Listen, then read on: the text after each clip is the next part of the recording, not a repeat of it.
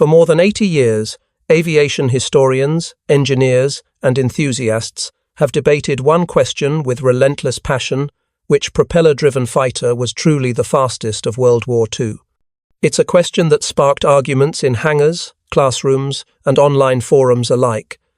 Some cite raw power, others talk about climb rate, dive speed, or wartime records. But today, we're settling it with a single, clear, standard, documented maximum speeds in level flight, drawn from official test data, wartime reports, and verified performance trials. This is not a list of paper dreams or prototypes that never saw daylight.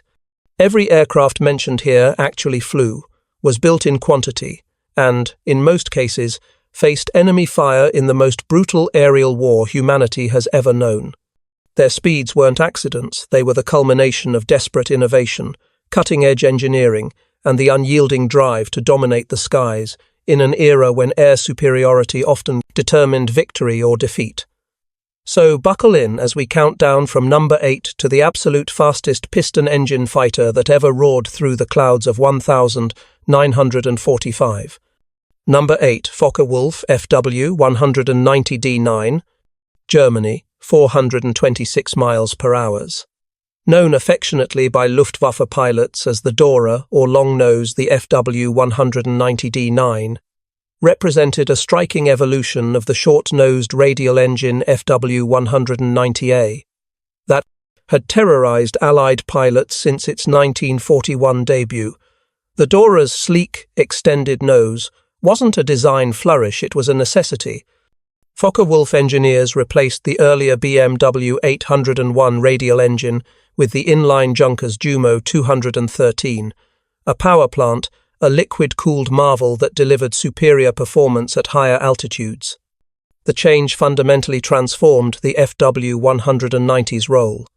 What had been a rugged, low-altitude brawler became a refined, high-performance fighter, capable of chasing down Allied bombers far above the clouds and challenging the latest American and British designs on nearly equal footing. Production began in August 1944, and by the time Germany collapsed less than a year later, over 700 Dora 9 seconds had rolled off the line. Luftwaffe pilots praised its balance of speed, power, and agility. It could still roll faster than most opponents, a trademark of the FW-190 family, while delivering far more stability and climb performance at altitude. The Dora 9 entered combat at a time when Germany's situation was already dire. Allied fighters filled the skies, fuel was scarce, and experienced pilots were few.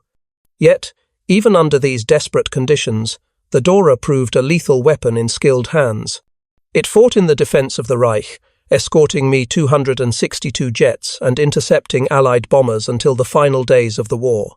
Pilots who survived described it as one of the finest piston-engine fighters ever fielded, fast, responsive, and built with a toughness that mirrored its nation's final defiance. Number 7.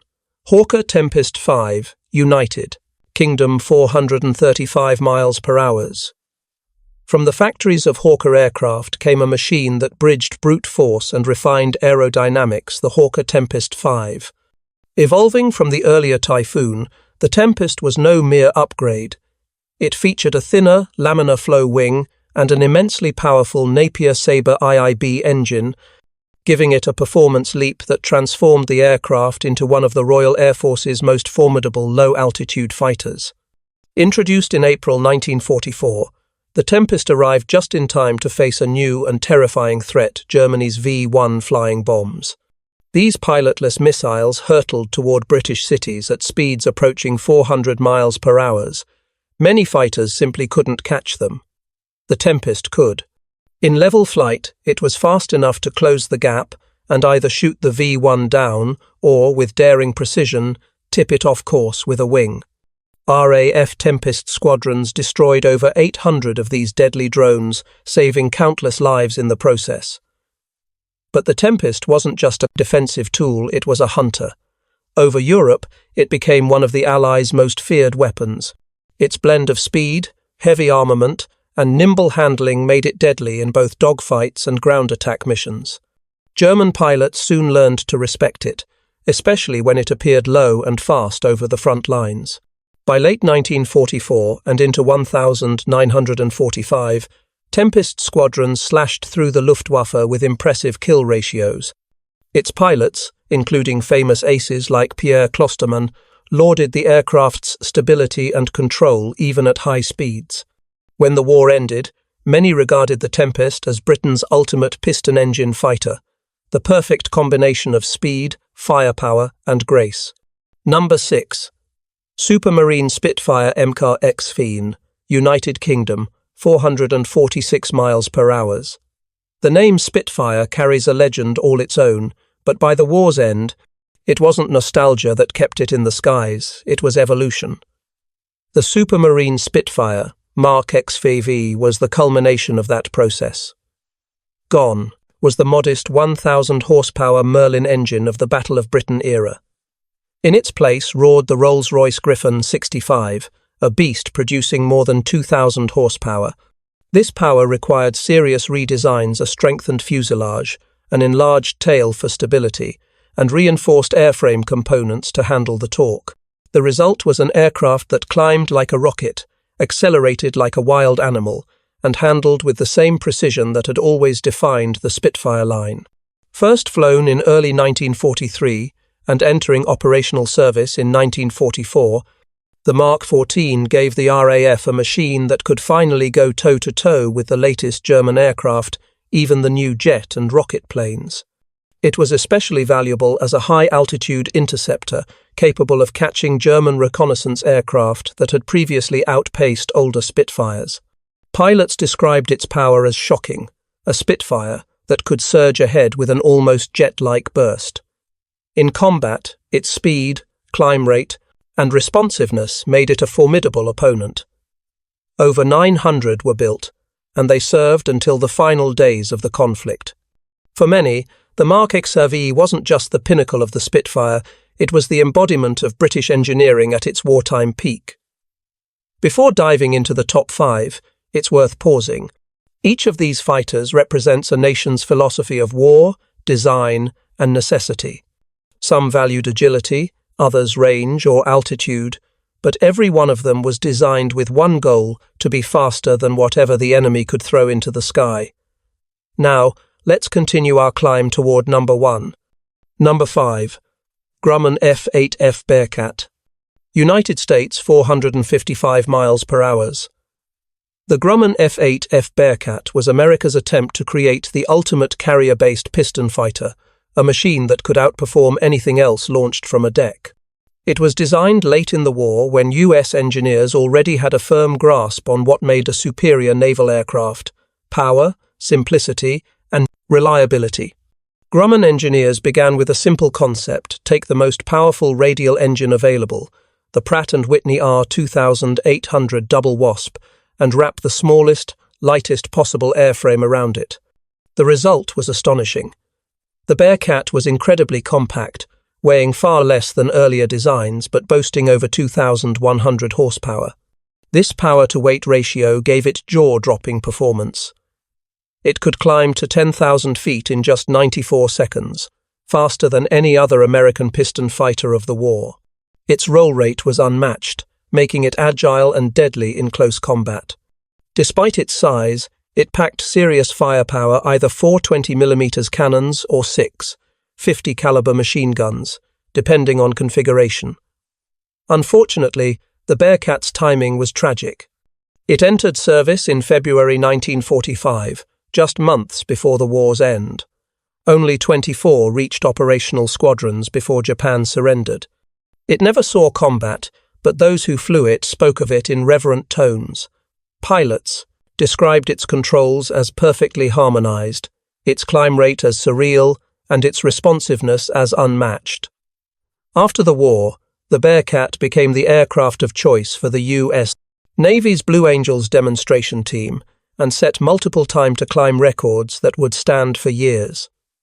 It was, by all accounts, the final and most refined expression of the piston-engine dogfighter. Number 4. Focke-Wulf Tar, 152, H, Germany, 469 miles per hour. If the Dora 9 was an evolution, the TAR-152H was a revolution, a desperate leap forward in the face of defeat. Developed as Germany's answer to high-flying Allied bombers and reconnaissance aircraft, the TAR-152H was designed to excel where other Luftwaffe fighters could not above 40,000 feet. It featured a stretched fuselage and dramatically extended wings nearly 48 feet across. The cockpit was pressurized to protect pilots from the freezing thin air at extreme altitudes. Its heart was the Junkers Jumo 213E, a two-stage supercharged inline engine that delivered blistering power at high altitude. At those heights, the TAR-152H was nearly untouchable. Allied fighters gasped for air while the TAR surged ahead, climbing and turning with ease. It could reach 469 miles per hour, and in level flight, few could match it. But, as with many of Germany's late-war innovations, time was its enemy. Production began in November 1944, but fewer than 150 were built before the war ended. Even fewer saw combat. Yet, in those rare encounters, it proved formidable. On the 14th of April 1945, Oberfeldwebel Willy Reschke of JG 301, flying a TAR-152H, engaged 4 P-51 Mustangs and shot down 2, damaging a third before escaping a stunning display of the aircraft's performance. The TAR-152H symbolized the peak and the tragedy of German aviation engineering. It was brilliant, fast, and capable, but arrived in a nation already collapsing. In another time, it might have rewritten aerial combat history. Number 3. Republic P-47M Thunderbolt. United States, 472 miles per hour. The Republic P-47M Thunderbolt was born from urgency, a response to the sudden appearance of fast German aircraft, including jets, in late 1944. The U.S. Army Air Forces needed a Thunderbolt that could chase them. Republic engineers answered with the P-47M, a high-performance variant that pushed the airframe and engine to their absolute limits. They modified the Pratt & Whitney R2-80057 engine, improved the turbocharger, and added water injection for emergency power. They stripped weight wherever possible, creating a lighter, faster, deadlier version of the already massive fighter. The result was extraordinary. A Thunderbolt that could reach 472 miles per hour, climb faster, and strike harder than its predecessors. Only 130 were built, all serving with the elite 56th Fighter Group, which had requested the upgrade specifically to counter German jets. Early on, the P-47M's advanced engine proved temperamental, prone to mechanical failures that grounded the fleet for weeks. But once the bugs were ironed out, it became one of the most effective late-war fighters in Europe. It retained the Thunderbolt's legendary toughness and firepower while adding blistering speed. Pilots who flew it said it felt like flying a rocket with wings. By the war's end, the 56th Fighter Group had used its new Thunderbolts to devastating effect, scoring kills against both piston-engine fighters and early jet aircraft. The P-47M represented the ceiling of what could be achieved with the Thunderbolt design, a blend of brute force and cutting-edge refinement. At number 2 stands a design so radical it looked like it belonged to another generation, the Dornier Do 335, Fail, or Arrow. This extraordinary aircraft was unlike any other fighter of the war. Its twin-engine, push-pull configuration was a daring experiment that actually worked and worked brilliantly. Where most twin-engine aircraft suffered from drag and asymmetric thrust, the Do 335 setup solved both. It mounted one Daimler-Benz DB 603 engine in the nose, driving a forward propeller, and another behind the cockpit, powering a rear pusher propeller.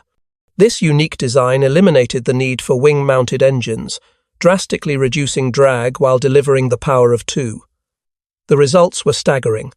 The Do 335 could accelerate like no other piston fighter of its era. In level flight, it achieved 474 miles per hour, faster than nearly every aircraft in service, jet or piston alike. It could climb at over 4,000 feet per minute and handled with surprising agility despite its size. The Fail was also heavily armed, carrying a 30mm Mk-103 cannon firing through the propeller hub and two 20mm Mg-151 cannons in the wings. It was fast, heavily armed, and incredibly stable at high speeds. On paper, it was the ultimate interceptor capable of catching anything in the sky and surviving in the thick of combat. But the Do-335 was cursed by time. Development delays, Allied bombing, and Germany's crumbling war effort meant the first prototype didn't fly until October 1943. By the time it entered limited production in early 1945, the war was already lost. Only 37 aircraft were completed before Germany's surrender. None reached frontline operational units, though several were flown in evaluation squadrons. Allied pilots who tested captured examples after the war were astonished. The Fail's handling was crisp, its acceleration breathtaking, and its engineering decades ahead of its time. American and British test pilots alike praised it as one of the finest piston-engine aircraft ever built. The Do-335 represented the pinnacle of German aeronautical innovation and the tragedy of its timing. Had it arrived 2 years earlier, it might have changed the air war over Europe. Instead, it remains a remarkable what if, a glimpse at the final, brilliant gasp of propeller-driven flight in Nazi Germany's collapsing skies. Number 1. North American P-51, H Mustang, United States, 487 miles per hour. Finally, at the very top, stands the fastest propeller-driven fighter of World War II, the North American P-51H Mustang. It was not merely a faster version of the classic Mustang, it was almost an entirely new aircraft. The P-51H was a complete redesign from the ground up. Engineers took the proven strengths of the P-51D, its range, stability, and balance, and rebuilt it for sheer speed and agility. Using lighter alloys, refined aerodynamics, and a redesigned fuselage, they stripped away over 1,500 pounds from the previous model. The power plant was the Packard V16509, the American-built version of the Rolls-Royce Merlin, equipped with water injection for emergency power bursts. In tests, the P-51H reached 487 miles per hour in level flight, the fastest confirmed speed of any piston-engine fighter to see production during the war. But speed was only part of its brilliance. The H model handled beautifully. Its controls were light and precise, and its roll rate and climb performance surpassed anything that had come before. Test pilots described it as knife-sharp, a fighter that responded instantly to a pilot's touch, capable of turning with grace and accelerating with fury. The Mustang's long-range advantage remained. It could fly over 850 miles on internal fuel, allowing it to escort bombers deep into enemy territory or, had the war continued, across the Pacific to Japan itself. In simulated dogfights against older Mustangs, the H model routinely outperformed them in every category: speed, climb, roll, and dive. Production began in February 1945. By the time Japan surrendered in August, 555 aircraft had been built. A handful reached operational units in the Pacific, but none engaged in combat before the war ended. It was the ultimate expression of piston engine performance, the last and fastest of its kind before the jet age swept the world. The P-51H stood as proof that by 1945, the limits of propeller-driven flight had been stretched to their breaking point. Humanity had reached the ceiling of what pistons and propellers could achieve. From that moment forward, the jet engine would define the skies.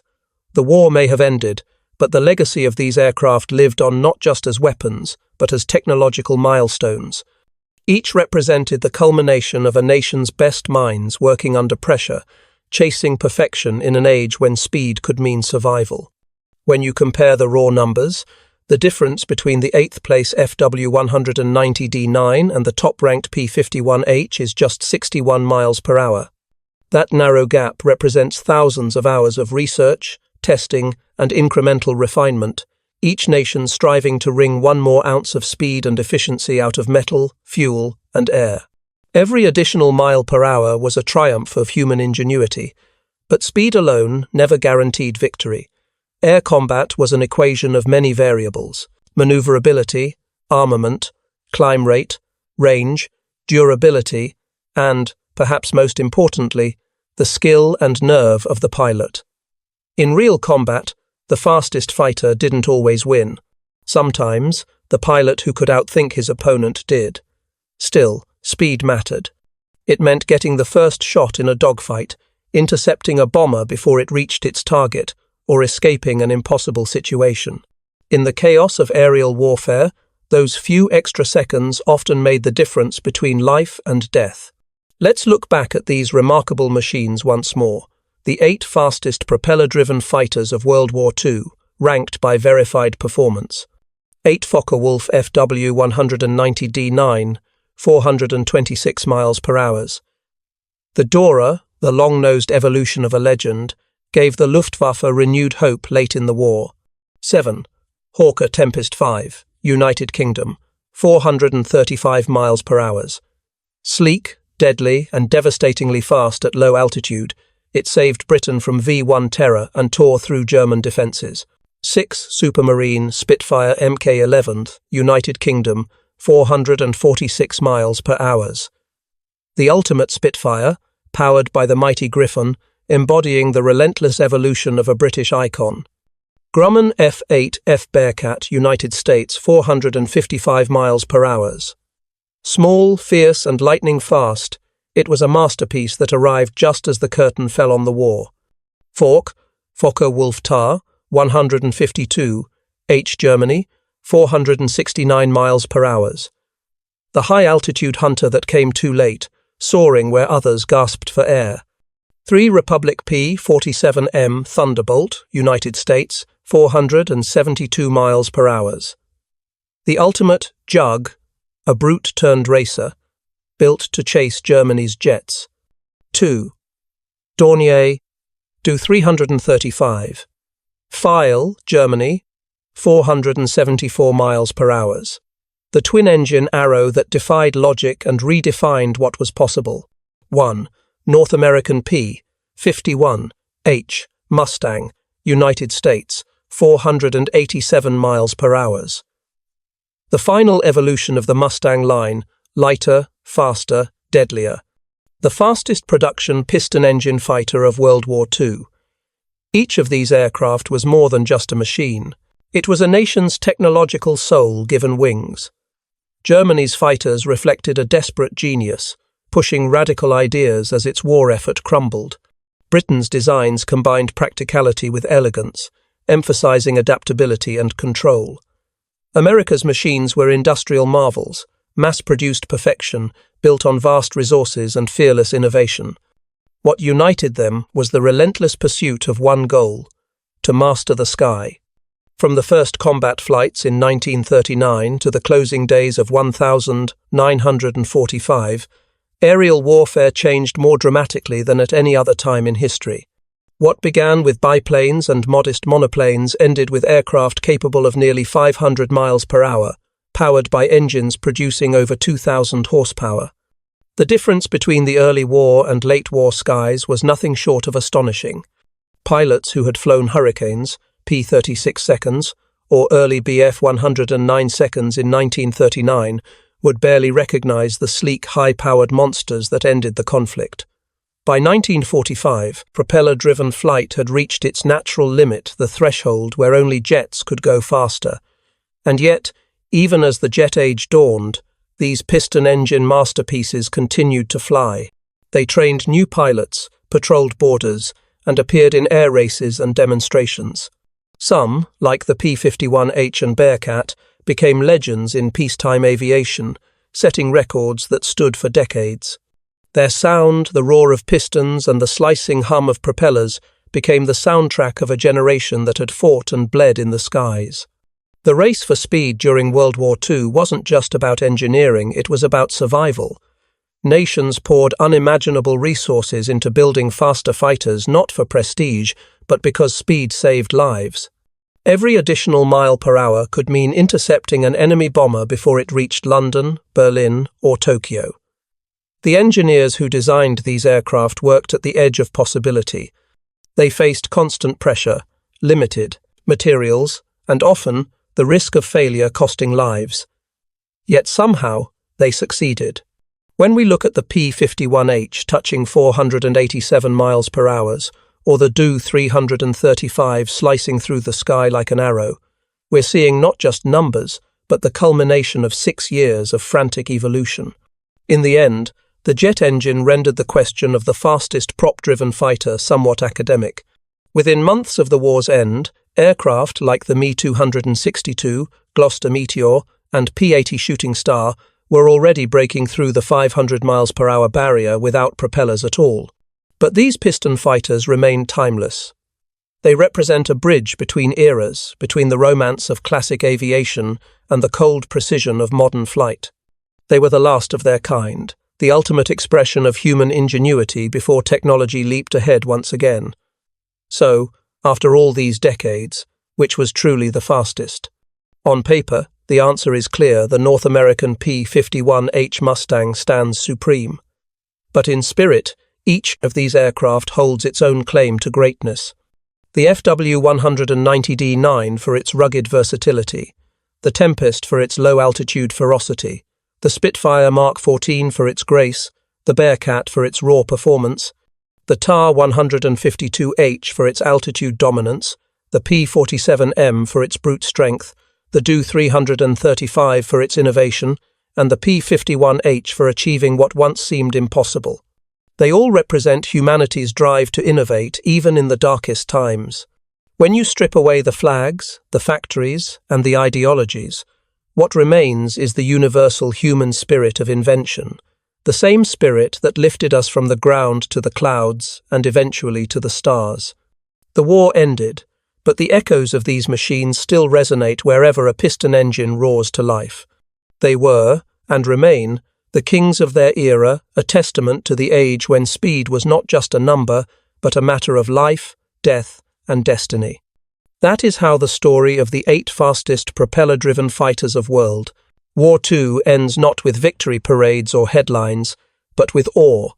In a time when the world was burning, humanity still found the will to look upward, to innovate, and to chase the horizon faster than ever before. The sky was their battlefield, their canvas, and their proving ground. And though the jet age soon took their place, the roar of these piston engines will forever echo through history, the sound of courage, innovation, and speed at the very edge of possibility.